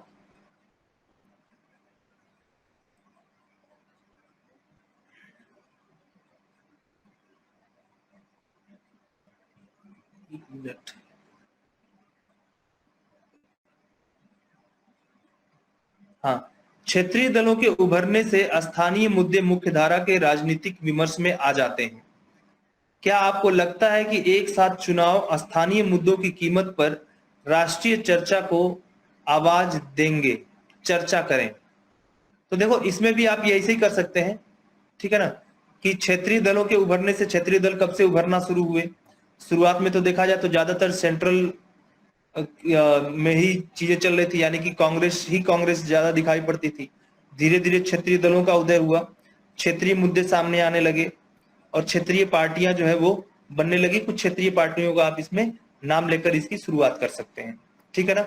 तो इस तरीके से आप कह सकते हैं कि निश्चित रूप से राष्ट्रीय और स्थानीय मुद्दों के बीच संतुलन बनाए रखना एक बहुत ही आवश्यक है, और इसमें रीजनल पार्टी और सेंट्रल पार्टी दोनों ही मिलकर जो है की रोल प्ले कर सकते हैं। और यहाँ पर हालांकि मौजूदा समय में ये वन इलेक्शन जो लाने की बात हो रही है, इसको लेकर कुछ इनमें मतभेद भी हैं, ठीक है। अब इसके ऊपर जैसे इस क्वेश्चन में लिखा गया है कि एक साथ चुनाव स्थानीय मुद्दों की कीमत पर राष्ट्रीय चर्चा को आवाज देंगे। तो क्या आप इससे सहमत हैं कि असहमत हैं? अब ये आपके ऊपर है कि किस में आपको ज्यादा पॉइंट मिल जा रहा है। आप किस में ज्यादा लिख सकते हैं, सहमति में या असहमति में, ठीक है, क्योंकि ये आपके विवेक के ऊपर छोड़ा गया। तो ज्यादातर लोग, मुझे पता है कि ये लोग असहमति में ही लिखेंगे, क्योंकि वहां पे आपको ज्यादा पॉइंट्स मिलेंगे, ठीक है ना। और जैसे आप लोग पढ़ते हैं ओपिनियन वगैरह, तो ओपिनियन मेकर्स ने भी ज्यादातर पॉइंट इसी में दिया है कि असहमति वाली पॉइंट जो है उन्होंने काफी ज्यादा दिया है, ठीक है। तो इसमें आप कह सकते हैं कि लोगों का ध्यान ज्यादातर राष्ट्रीय मुद्दों पे चला जाएगा, लोकल जो मुद्दे हैं वो लोकल मुद्दे पीछे रह जाएंगे, ठीक है, पहला हेडिंग। इससे क्या होगा कि स्थानीय मुद्दे जो हैं इनकी उपेक्षा हो जाएगी, स्थानीय मुद्दे पीछे रह जाएंगे और नेशनल जो इंटरेस्ट होगा वो सामने आ जाएगा। इसके बाद कह सकते हैं कि रिप्रेजेंटेशन में भी नुकसान हो सकता है, क्योंकि जब राज्य का चुनाव अलग होता है तो स्थानीय मुद्दे होते हैं, स्थानीय रिप्रेजेंटेशन के ऊपर लोग ज्यादा ध्यान देते हैं, लेकिन जब नेशनल बातें होती हैं तो लोग जो है नेशनल मुद्दों पर ध्यान देते हैं। तो जो रिप्रेजेंटेशन होता है वो स्थानीय मुद्दों को छेड़कर नेशनल की तरफ चला जाता है। तो इसमें रिप्रेजेंटेशन ज्यादातर नेशनल पार्टी का होता है, स्टेट पार्टी का रिप्रेजेंटेशन इससे इसमें कमी आएगी। साथ में जो आपका संघवाद है, फेडरलिज्म है, इसके ऊपर ये चोट हो सकता है, क्योंकि संघवाद में जब राज्य का अलग से चुनाव होता है तो राज्य अपने मुद्दे, स्थानीय मुद्दों के ऊपर वो चुनाव लड़ेगा, अपनी सरकार जनता उसके हिसाब से चुनती है। लेकिन अगर उसको नेशनल एक साथ सारा इलेक्शन किया जाए तो कहीं ना कहीं जो राज्य के अपने मुद्दे होंगे, अपने ग्रोथ के लिए जो मुद्दे होंगे वो पीछे रह जाएंगे। तो ये करके डाल सकते हैं आप, ठीक है ना। और आप इसमें कंक्लूजन में ये डाल सकते हैं कि दोनों के बीच में संतुलन की आवश्यकता है। अगर चुनाव आयोग अगर एक साथ ऐसे करके कि चुनाव आयोग अगर एक साथ अगर इसको कराना चाहता तो कुछ इस तरीके से कराना चाहिए कि जिसमें राष्ट्रीय मुद्दे, राजकीय या लोकल मुद्दे जो हैं उनके ऊपर ज्यादा प्रभावी न हो पाए, कुछ इस तरीके का प्रावधान करना चाहिए। नहीं तो मौजूदा समय, इसमें दोनों बातों थोड़ा सा लिख देना है आपको। एक चीज और ध्यान देना है कि थोड़ा सा चेक बैलेंस करने के लिए आपको ये भी लिख सकते हैं उसमें एक हेडिंग डाल के कि एक साथ चुनाव होने के क्या फायदे हो सकते हैं। और फाइनली आप जो है कंक्लूजन में डाल सकते हैं कि दोनों को चेक एंड बैलेंस करके चलना चाहिए, जिससे कि चुनाव जो है ज्यादा खर्चे भी ना हो। देखो, मेन रूप से एक साथ चुनाव करने का एक ही वो था कि देश हमेशा चुनाव के उसमें न रह जाए कि हमेशा चुनाव कहीं ना कहीं हो रहे हैं, तो इससे प्रोग्रेस में कमी आए। और दूसरा कि खर्चे जो है बार बार चुनाव होने से ज्यादा होते हैं। तो इन दोनों चीजों को बैलेंस करने के लिए क्या होता है कि आपका इस तरीके के एक साथ चुनाव की बात हो रही थी।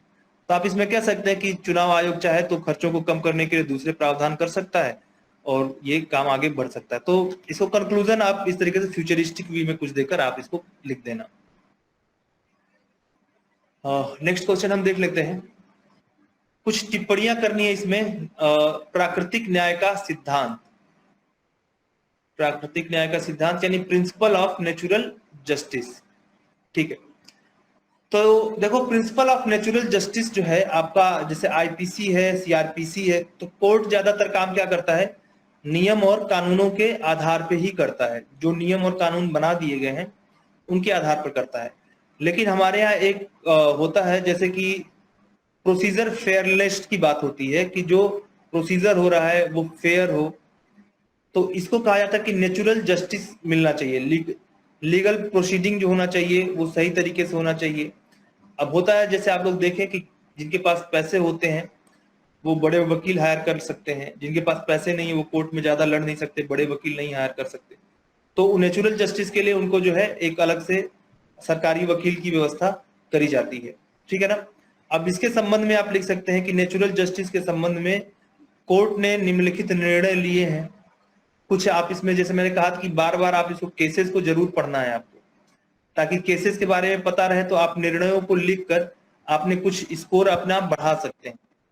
तो इसमें निर्णयों को क्या लिख सकते हैं, जैसे मेनका गांधी केस 1978। तो इसमें हाँ, ये प्राकृतिक न्याय का सिद्धांत को पहले थोड़ा सा डिफाइन कर दीजिए ना, इसको कैसे क्या है, इसको क्लियर कर दीजिए।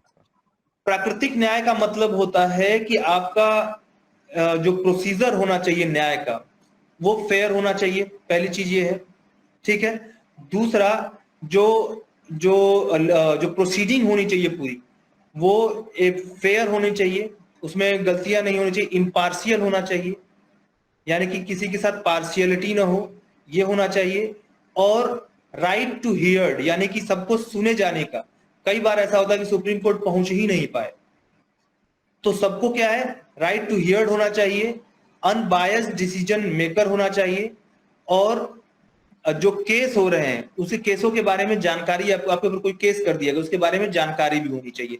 और साथ साथ में नेचुरल जस्टिस को आप ऐसे भी कह सकते हैं कि कुछ जो आईपीसी सीआरपीसी में कई सारे मामले ऐसे होते हैं जिनको डिफाइन नहीं किया गया है, तो उसके अंदर कोर्ट के पास एक आर्टिकल आप जानते होंगे, आर्टिकल है 142, जिसमें कोर्ट अपने विवेकाधिकार के आधार पे कोई भी ऑर्डर या डिक्री पास कर सकता है। ठीक है, तो आप इसको बता सकते हैं नेचुरल जस्टिस के बारे में।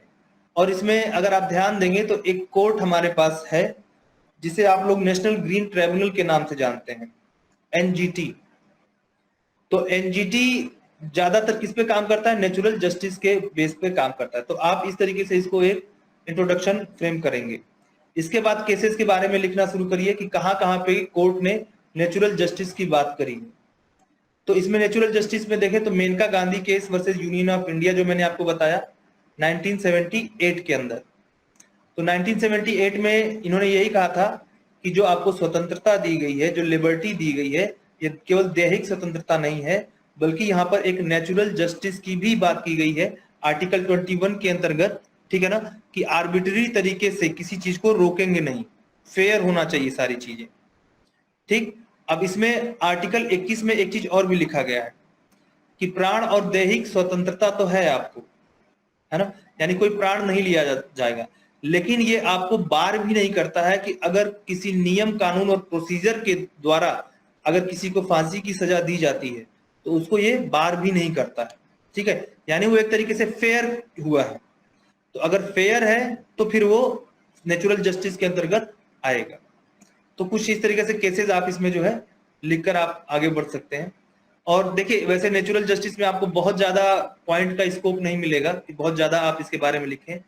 तो आप इसमें आप नेचुरल जस्टिस के लिए इस एनजीटी का जो एग्जांपल दिया मैंने वो एग्जांपल देंगे।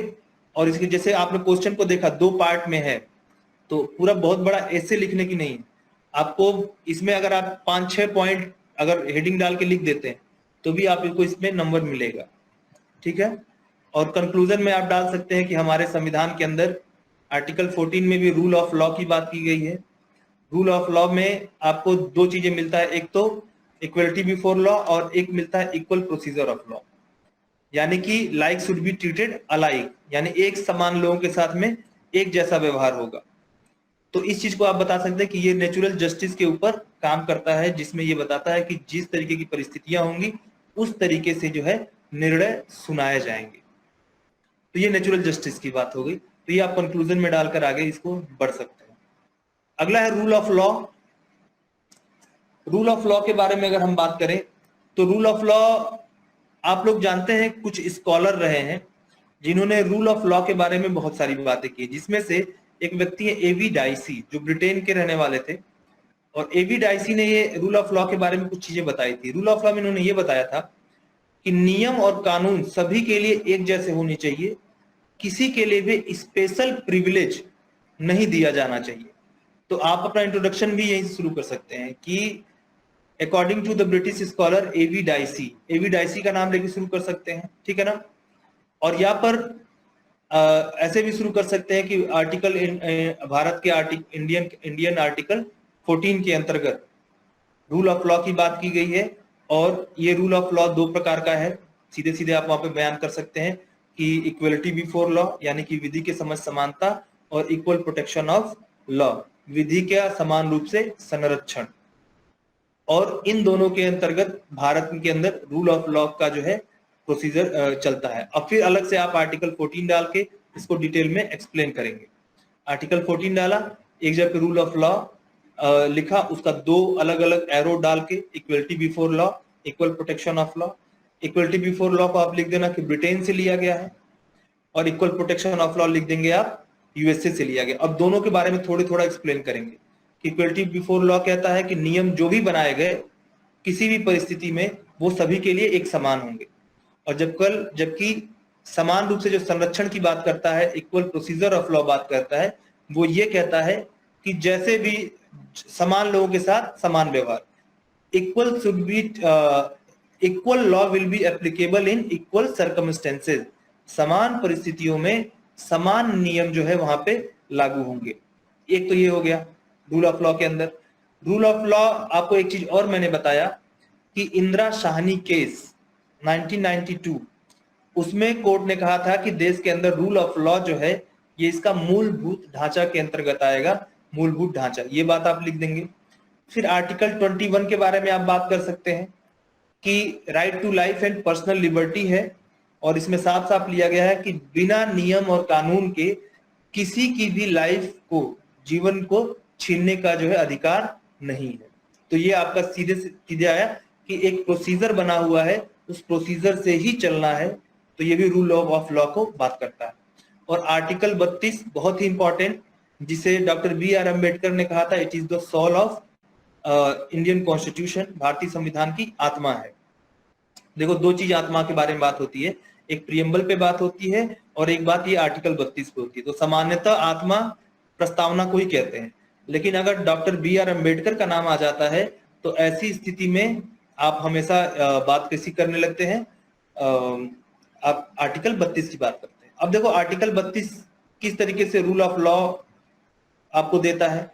आर्टिकल 32 के अंतर्गत फंडामेंटल राइट्स को लागू कराने के लिए कोर्ट रिट जारी करता है, 5 तरीके के रिट जारी करता है, और इन 5 तरीके के रिट जारी करके वो फंडामेंटल राइट का वायलेशन होने से, उसका हनन होने से रोकता है। इस तरीके से वो क्या करता है, रूल ऑफ लॉ को इस्टेब्लिश करता है। साथ में आप आर्टिकल 226 को भी इसमें कर सकते हैं, जहां पे हाई कोर्ट को जो है रिट जारी करने का जो है पावर मिला हुआ है, और इसके द्वारा वो रिट जारी करके क्या करता है, रूल ऑफ लॉ को इस्टेब्लिश करता है। ठीक है ना। तो आप इसको कर सकते हैं बाद में कि rule of law is very necessary for the growth of country and it's citizens, दोनों के लिए ये आवश्यक है, क्योंकि ये जो आपका डाइवर्सिटी है, उस डाइवर्सिटी में भी यूनिटी प्रोवाइड करता है कि सभी लोगों के लिए एक जैसे नियम बनाए गए हैं और सभी उस तरीके के नियमों को पालन करेंगे। हाँ, एक बात और है बच्चों, जैसे रूल ऑफ लॉ है तो आपने जो बॉडी पार्ट लिखा, तो अगर आपको लग रहा है कि नहीं अभी मेरे पॉइंट कुछ कम दिखाई पड़ रहे हैं, तो आप यहाँ पे कुछ एक्सेप्शंस को भी डाल सकते हैं कि under Indian constitution there are few exception for the rule of law. तो रूल ऑफ लॉ के लिए कुछ एक्सेप्शंस भी हैं, जैसे कि राष्ट्रपति को कुछ विशेषाधिकार दिए गए हैं कि राष्ट्रपति जब तक पद पर है उनके ऊपर क्रिमिनल केसेस नहीं चलाए जा सकते। ऐसे गवर्नर को कुछ विशेषाधिकार दिए गए हैं, और ऐसे ही आपके जो राजदूत होते हैं, दूसरे देशों से यहाँ पर आते हैं, एम्बेसडर्स होते हैं, उनको भी कुछ विशेषाधिकार दिया गया है। कुछ मामलों में संसद को विशेषाधिकार दिया गया है। तो इसमें कुछ एक्सेप्शंस भी लिखकर आप कुछ अपने पॉइंट स्कोर कर सकते हैं बाद में। ठीक है। और फाइनली आप कंक्लूजन कर देना कि ये हमारे फंडामेंटल, हमारी सोसाइटी के फंडामेंटल्स के लिए, डेमोक्रेटिक वैल्यूज के लिए, देश के विकास के लिए, इन सभी चीजों के लिए, और देश के अंदर सभी अलग अलग विचारधाराओं, अलग अलग कम्युनिटीज के बीच में एक सौहार्दपूर्ण बनाए रखने के लिए रूल ऑफ लॉ बहुत ही आवश्यक है। ठीक है, इस तरीके से आप उसको कंक्लूड करेंगे इस सवाल। कोई क्वेश्चन है इससे लेकर रिलेटेड रूल ऑफ लॉ से? चलिए ठीक है, तो हम आगे बढ़ते हैं इसमें। अगला सवाल है हमारे पास, A governor should be discharging his her duty in accordance with the spirit of constitution, not just be an agent of center। ठीक है ना। रूल ऑफ लॉ समझ में आया है, या इससे कुछ और बात करना चाहे तो आप बात कर सकते हैं रूल ऑफ, क्योंकि रूल ऑफ लॉ में ज्यादातर लोगों को परेशानी रहती है। चलिए ठीक है, समझ में आ गया होगा आपके। देखो ये अगला सवाल है, राज्यपाल को संविधान की भावना के अनुसार अपने कर्तव्यों का निर्वहन करना चाहिए, न कि केवल केंद्र का एजेंट होना चाहिए। भारतीय राजनीति में राज्यपाल की भूमिका के आलोक में कथन पर चर्चा करें। चलिए ठीक है, तो सबसे पहले राज्यपाल के बारे में आपको नॉलेज होना चाहिए। राज्यपाल किस आर्टिकल के अंतर्गत है?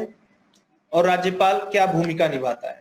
तो आप जानते हैं आर्टिकल 153 उसके अंदर राज्यपाल है, और उसके जस्ट नेक्स्ट आर्टिकल जो है 154 वो कहता है कि राज्य की जो कार्यपालिका होगी उस कार्यपालिका का ये प्रमुख होगा। जैसे हमारे राष्ट्रपति के बारे में कहा गया है कि राष्ट्रपति जो है कार्यपालिका का प्रमुख होता है, तो इसलिए ये काफी महत्वपूर्ण रोल प्ले करता है।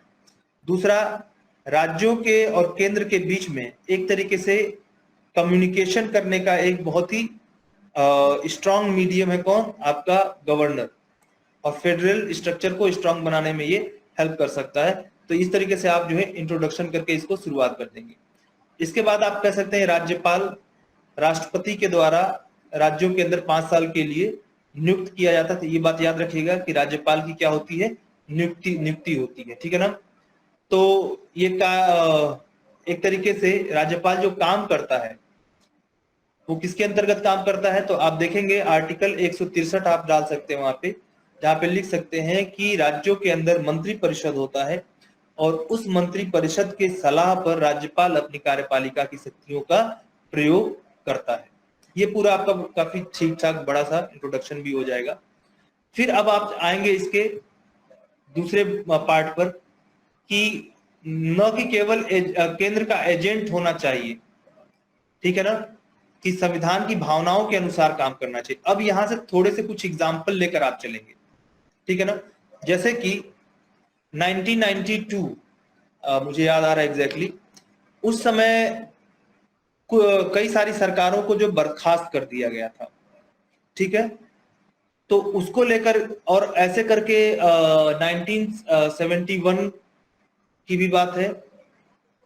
देखो उसमें इंदिरा गांधी ने कुछ सरकारों को बर्खास्त किया था, फिर जब इमरजेंसी लगाया था उस समय कुछ सरकारों को बर्खास्त किया था। अभी हाल ही में जो देखा गया था 17-18 में उत्तराखंड की सरकार को केंद्र सरकार ने बर्खास्त कर दिया था। ये सरकारों को जो बर्खास्त किया जाता है, सरकारों को हटाया जाता है, ये गवर्नर के कहने पर ही हटाया जाता है, यानी गवर्नर के रिकमेंडेशन के आधार पर ही किया जाता है। तो एक तरीके से गवर्नर का रोल यहाँ पे बहुत ही महत्वपूर्ण हो जाता है। और इसमें से कुछ को सुप्रीम कोर्ट ने रीस्टोर किया कि गवर्नर का गलत तरीके से यहाँ पे राष्ट्रपति शासन लगाया गया है। तो एक तरीके से, और उन्होंने कहा कि ये पॉलिटिकली मोटिवेटेड है। तो आपको यहाँ बताना पड़ेगा कि गवर्नर जो है ये बहुत ही इंपॉर्टेंट पॉलिटिकल पोजीशन दिया, आपका कॉन्स्टिट्यूशनल पोजीशन दिया गया है, जिसमें उन्हें राज्यों के और केंद्र के बीच में एक मजबूत संबंध बनाना चाहिए, न कि केंद्र का एजेंट होकर काम करना चाहिए। इसमें आप SR बोम्मई केस 1994 इसको ऐड करेंगे, और जिसमें सुप्रीम कोर्ट ने गाइडलाइन जारी किया गवर्नर के लिए कि आपको जो लगाना होगा, राष्ट्रपति शासन लगाने का रिकमेंडेशन देना होगा, तो उसके लिए कुछ गाइडलाइन को फॉलो करना होगा। जिसमें उन्होंने ये कहा था कि करप्शन के अगर मामले हैं, करप्शन केसेस हैं, तो इसको लीगल तरीके से सुलझा जाएगा, न कि आप जो है सरकार को बर्खास्त करेंगे। दूसरा चीज उन्होंने कहा कि आपको लिखित रूप से कारण सहित उसका रिकमेंडेशन देना होगा, ठीक है। और फिर उन्होंने ये भी कहा कि अगर ऐसे मामले हैं तो इसे कोर्ट में चैलेंज किया जा सकता है, कोर्ट में चैलेंज किया जाएगा। तो कोर्ट में चैलेंज भी होते हैं, ठीक है। दूसरी, और अब अगली बात आती है, एक चीज आती है राज्यपाल का विवेकाधिकार, डिस्क्रिशनरी पावर ऑफ गवर्नर। अब कई बार ऐसा होता है, जैसे मैं आपको एग्जांपल देता हूं, गोवा के अंदर हुआ, मणिपुर के अंदर ऐसा हुआ था 2018 की शायद बात है। तो ये थोड़ा सा चीजें आपको डेट याद करना पड़ेगा, थोड़ा पॉलिटिकल मुद्दों को भी याद करना पड़ेगा। तो इसमें क्या हुआ था कि जो पार्टी ज्यादा सीटें लेकर, देखो किसी को भी बहुमत नहीं मिला, एक हंग असेंबली हुआ था, और गवर्नर को ये गाइडलाइन जारी किया जाता है कि अगर जब उनको सरकार बनाने के लिए आमंत्रण करना होता है, तो ऐसे में वो ऐसी पार्टी को आमंत्रण करते हैं सबसे पहले जो सबसे बड़ी पार्टी हो। तो लेकिन इन दोनों ही मुद्दों में, गोवा वाले में मुझे याद है कि बीजेपी के पास उस समय शायद 14 सीटें थी और कांग्रेस के पास शायद 16 या 18 थी। तो उन्होंने जो है बीजेपी को सरकार बनाने के लिए आमंत्रित किया था वहां पे, जबकि उनकी सीटें कम थी, और बीजेपी ने फाइनली सरकार बना भी दिया था क्योंकि बाकी निर्दलीयों को लेकर वो आ गए थे। तो लेकिन जो प्रोसीजर होना चाहिए था, प्रोसीजर के हिसाब से देखा जाए तो बड़ी पार्टी को वहां पे इनको इनवाइट करना चाहिए। तो इस तरीके से कई बार राज्यपाल अपने डिस्क्रिशन का प्रयोग करते हैं और किसी व्यक्ति को वो मुख्यमंत्री बना सकते हैं। आप जानते हैं, आपने पढ़ा होगा कि अपने डिस्क्रिशन का प्रयोग करके वो किसी व्यक्ति को मुख्यमंत्री बना सकते हैं और फिर उनसे कह सकते हैं कि अपनी मेजोरिटी प्रूव करिए। तो सीधी सी बात है, अगर कोई सेंट्रल में सरकार है और पार्टी को उसको प्रधानमंत्री अगर चुन लिया जाए और उसको कहा जाए मेजोरिटी प्रूव करिए, तो यहाँ पे आप जानते हैं इधर उधर होता है, लोग आपस में समझौते करके सरकार बना ही सकते हैं। तो एक तरीके से ये भी क्या है, ये भी डिस्क्रिशन का प्रयोग कर रहे हैं और जो सही प्रोसीजर है उस प्रोसीजर को फॉलो नहीं किया जा रहा है। ठीक है, तो ये आपका कुछ पॉइंट्स है जहां पर आप बता सकते हैं कि हाँ किस तरीके से कहीं ना कहीं पॉलिटिकली मोटिवेटेड कई सारे डिसीजन गवर्नर के द्वारा लिए जाते हैं। अब आप ये कहेंगे कि गवर्नर का पद जो है वो एक तरीके से राज्यों के अंदर राष्ट्रपति की तरह ही इसके समतुल्य बनाया गया है और एक बहुत ही गरिमामयी पोस्ट है और इसको अपॉलिटिकल होकर राज्य और केंद्र के दोनों के बीच में एक ब्रिज की तरह काम करना चाहिए और दोनों के ही प्रोग्रेस में दोनों एक दूसरे का साथ दें, इस तरीके से काम करना चाहिए, न कि पॉलिटिकली मोटिवेटेड होकर कोई निर्णय लेना चाहिए। ये आपका कंक्लूजन हो जाएगा और आप इसके बारे में लिख सकते हैं, अच्छे अच्छे पॉइंट आपको मिल जाएंगे। ठीक है, बताइए राज्यपाल वाली बात समझ में है कि राज्यपाल किस तरीके से सेंटर का एजेंट की तरह कार्य करने लगता है। कुछ एग्जांपल्स भी दिए थे मैंने आपको।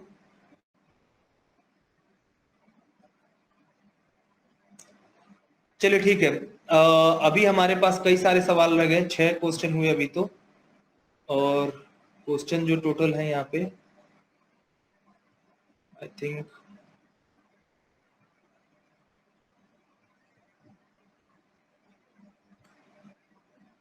8 सवाल, 4-5 सवाल हमारे पास और भी रह गए हैं और टाइम अभी देखा जाए तो टाइम काफी हो गया है, 11 बज गया है। तो क्या इसको वाइंड अप करें, नेक्स्ट उसमें हम लोग करें इसे, आगे के सवालों को बताएं आप लोग। यस हाँ, इसको हम लोग नेक्स्ट गूगल मीट से पहले हाँ सुबह में जो है मैसेज कर दिया कीजिए सर कि गूगल मीट रात में किस मैसेज पे होगा। ठीक है, मैं इसको जो है ध्यान में रखा जाएगा। तो क्योंकि अब टाइम भी हो गया, 11 से ज्यादा होने का आ गया है और आप लोग भी थक गए होंगे, काफी 1.5 घंटे के करीब डिस्कशन हो गया। तो इसके आगे के जो सवाल हैं 6वें सवाल से लेकर 8वें तक 3 क्वेश्चन और रह गए हैं और उसमें पार्ट अलग अलग है, 6 सवाल, तो उसको भी डिस्कस करने में टाइम लगेगा उसको, तो इसको हम लोग डिस्कस कर लेंगे नेक्स्ट जब हम गूगल मीटिंग रखेंगे तो। ठीक है ना, चलिए आज आप लोग जुड़े सभी लोग उसके लिए थैंक यू और एंजॉय करिए आप लोग और सोइए आराम से। Good night. Good night. Good night सभी को। Good night sir.